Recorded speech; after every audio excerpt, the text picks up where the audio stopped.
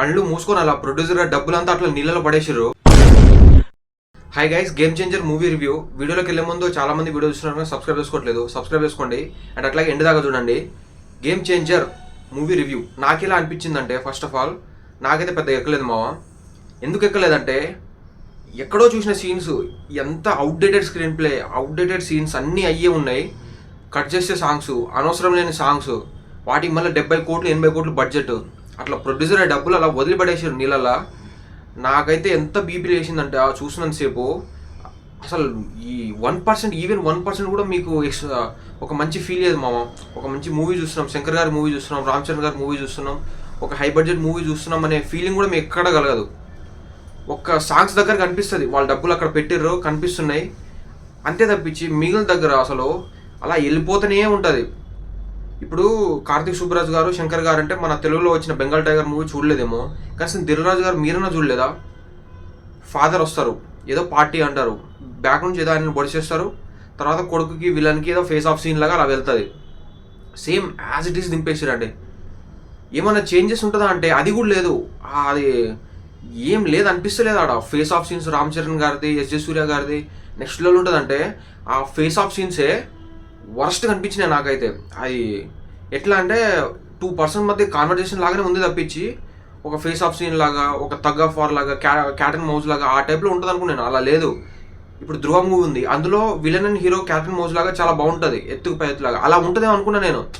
ఒక political IAS officer అన్నప్పుడు ఆ లెవెల్లో అలా ఉంటే మ్యాచ్ చేస్తే మూవీ హిట్ అయిపోద్దురా అని అనుకున్నా. నేను ఏదైతే ఎక్స్పెక్టేషన్ పెట్టుకుని వెళ్ళినో దానికైతే పర్ఫెక్ట్గా మూవీ అయితే మ్యాచ్ అయింది మావా. ఇది మూవీ ప్రమోషనల్ కంటెంట్ చూసినాకనే అర్థమైంది, అంత లేదల్లా ఏం లేదు, పస లేదు అనిపించింది. అలానే మూవీ కూడా ఉంది. అండ్ శంకర్ గారి దగ్గర విషయానికి వచ్చేస్తే కష్టం అండి. ఆయన ప్రీవియస్ మూవీస్ నుంచి ఈ మూవీస్ దాకా అలా గ్రాఫ్ అలా పడిపోతుంది తప్పించి కనీసం 1% కూడా మ్యాచ్ అవ్వట్లేదు. ఆయన సీన్స్ కానీ, ఆయన రాసే డైలాగ్స్ కానీ, ఆయన నుంచి వచ్చే ఏదైనా కంటెంట్ ఉన్నా కానీ అది ఇంప్రెసివ్గా అనిపిస్తలేదు. అది ఎందుకో మరి. అండ్ నాకు తెలిసి ఈ స్టోరీ డ్యూరింగ్ కరోనాలో ఓకే అయిందంట. కరోనా ముందు తీసి రిలీజ్ చేసినా బాగుండేది. ఇండియన్ 2 మూవీ కూడా అలానే అయింది. అప్పుడు అది కరోనా ముందు రిలీజ్ అయ్యింటే బాగుండేదేమో, కానీ దాని తర్వాత వచ్చింది కాబట్టి తాత వస్తాడే ఫ్లాప్ అయి వెళ్ళిపోయింది.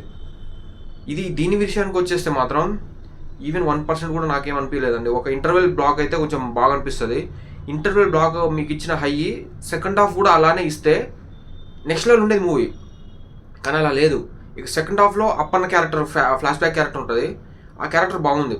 ఆ క్యారెక్టర్లో వచ్చి అక్కడ సీన్స్ కానీ అవి బాగున్నాయి, ఓకే పర్లేదు, అదంతా వెళ్తుంది. దాని తర్వాత ఇక మనకు ఎస్జే సూర్య గారు, రామ్ గారి క్యారెక్టర్స్, అవి ఫేస్ ఆఫ్ సీన్ క్యారెక్టర్స్ అంటారు కానీ ఏం లేదు ఆడ. ఏదో అలా వెళ్తూనే ఉంటుంది, ఫ్లాట్గా అలా వెళ్తూనే ఉంటుంది, పెద్దగా ఏం అనిపించలేదు. ఇక మనకు రామ్ చరణ్ గారికి అయితే నాకు తెలిసి ఒక స్టార్కి పడాల్సిన మూవీ అయితే కాదు ఇది. ఎందుకంటే ఆయన పర్ఫార్మెన్స్ బాగా చేస్తారు, పర్ఫార్మెన్స్కి స్కోప్ లేదు ఫస్ట్ ఆయన చేయడానికి. ఒక స్టార్తో మూవీ తీస్తున్నప్పుడు స్టోరీ ఓకే చేసుకున్నప్పుడు ఆ మెయిన్ క్యారెక్టర్ ఎవరైతే హీరో ఉన్నారో ఆయనకు పర్ఫార్మెన్స్కి స్కోప్ లేని మూవీస్ మనం తీసుకొస్తున్నామంటే అది ఎందుకంటే మన తెలుగులో కానీ సౌత్లో కానీ హీరోయిక్ మూవీస్ నడుస్తాయి. హీరోని ఎలివేట్ చేస్తే బ్యాక్ సైడ్ క్యారెక్టర్స్ని మనం తొక్కేసినా కానీ నడుస్తుంది, కానీ హీరోని అంత పర్ఫార్మెన్స్ చేయడానికి అంత స్కోప్ లేదు. నాకు తెలిసి నెక్స్ట్ సుకుమార్ గారు అండ్ బుచ్చిబాబు గారు మూవీస్లో వస్తే ఆయనను కొంచెం అక్కడన్నా మంచి చేసి కొంచెం నేషనల్ అవార్డు కొడతారని చూస్తున్నా, ఎందుకంటే ఆయన దగ్గర ఆ క్యాపబిలిటీ ఉంది. కానీ లేదు, ఇందులో పసలేదు ఫస్ట్. అండ్ ప్రొడ్యూసర్ దగ్గరకు వస్తే పాపం అనిపిస్తుంది, అంతకంటే ఏం చెప్పలేము. ఏం చెప్తామంటే ఇక మనకు శంకర్ గారు అంటే ఆ లెవెల్ ఎక్స్పెక్టేషన్స్ అంతా ఉంటాయి కదా, దానికైతే మ్యాచ్ అవ్వలేదు. ప్రొడ్యూసర్లు అయితే వాళ్ళ ఎఫర్ట్స్ అయితే గట్టిగా పెట్టారు మావా. అది వాళ్ళు పెట్టిన డబ్బులు, వాళ్ళు పెట్టిన ఎఫర్ట్స్, 3 years దానికి పెట్టిన ప్రతి ఒక్కటి కనిపిస్తుంది.